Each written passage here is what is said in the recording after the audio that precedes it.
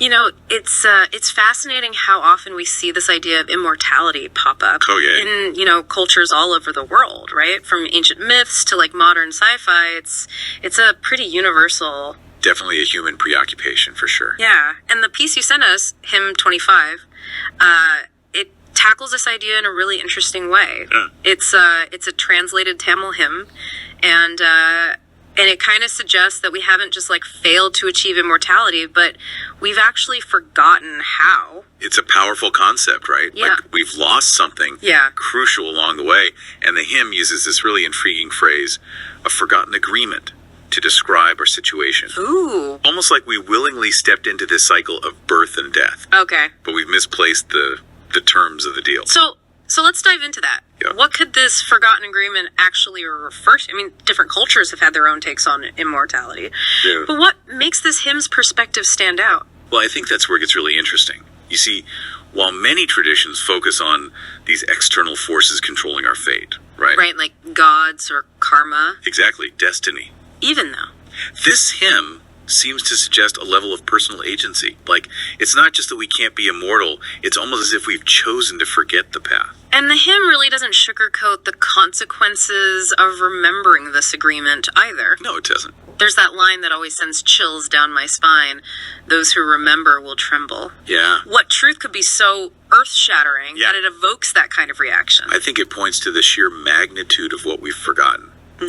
Imagine suddenly recalling not just one past life, but countless lifetimes, each with its own joys, sorrows, lessons. Oh, wow. The weight of all those experiences, the realization of the cycles we've been trapped in, it could be overwhelming, even terrifying. It makes you wonder, what could be so profound, so potentially disturbing that it's been veiled from our consciousness? That's the big question. Yeah, but then the hymn offers us this glimmer of hope, right? It points towards a way out of this cycle, the Sanmarga, or the righteous path. This is where the hymn gets really specific, and it moves beyond general notions of good and evil. The Sanmarga, in this context, refers to a very deliberate set of practices and principles aimed at achieving liberation. Okay. It's about cultivating not just moral behavior, but a deep understanding of the nature of reality itself. So it's not just about being a good person. It's about aligning yourself with a cosmic truth, a path that leads to breaking free from this cycle of death and rebirth. Exactly. And this ties into the concept of rebirth itself, which the hymn presents not as a literal return to physical existence, but as a radical transformation of consciousness. Mm-hmm. It's about shedding the limitations of our current understanding and achieving a state of true enlightenment. It's like the veil of illusion is lifted and you see the world and yourself in a completely different light. And what's really striking is that the hymn suggests this transformation, this rebirth, isn't something that takes like eons to achieve. Yeah. There's that incredible line, supreme bliss attainable swiftly. Right. How can such a profound shift happen so quickly? That's a question that's puzzled scholars and practitioners for centuries. Yeah. The hymn's commentary offers some insight, suggesting that while the preparation, the groundwork of self-cultivation might take time, right, the actual moment of enlightenment can be instantaneous. Like a sudden flash of understanding. Exactly. A moment where everything just clicks into place. Precisely. Think of those aha moments we all experience, right? Those bursts of clarity where a problem we've been wrestling with suddenly becomes clear. Right. The hymn seems to suggest that spiritual enlightenment operates on a similar principle, a culmination of effort leading to a sudden transformative shift in perspective. But if this supreme bliss is attainable so swiftly, why haven't we all achieved it? I mean, the hymn seems to be addressing the entire world. Right. Asking why we collectively haven't woken up to this truth. That's a crucial point.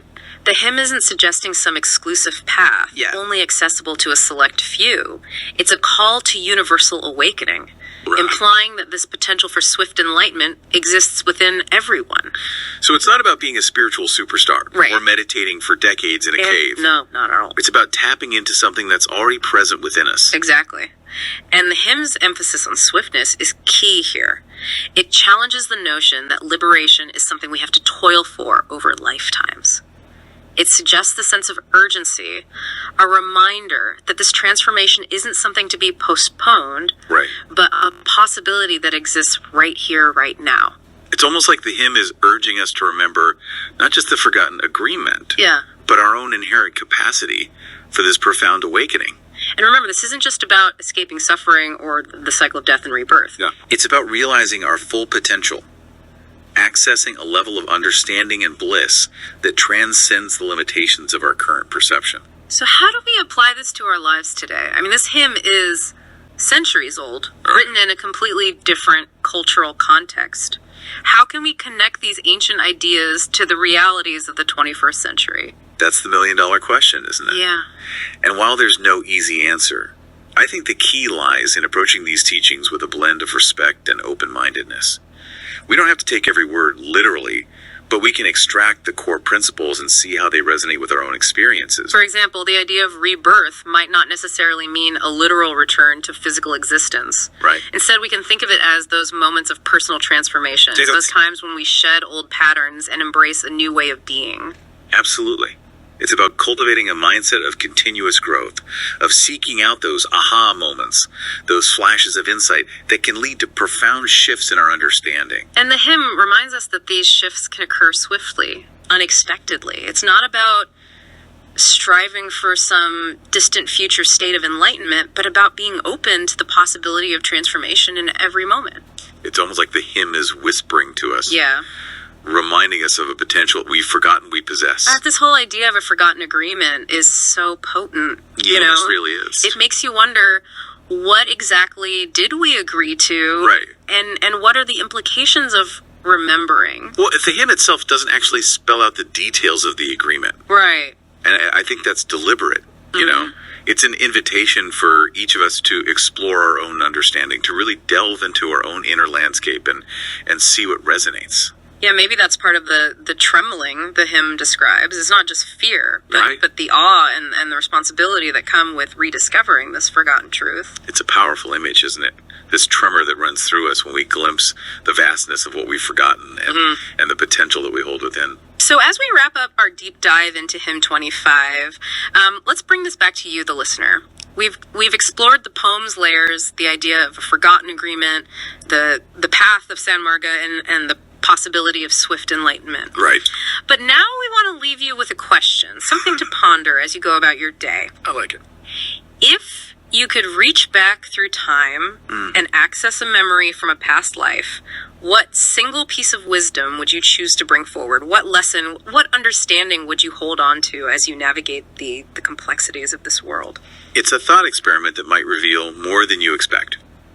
Maybe the answer lies not in some distant past life, but in the depths of your own being waiting to be remembered. Yeah.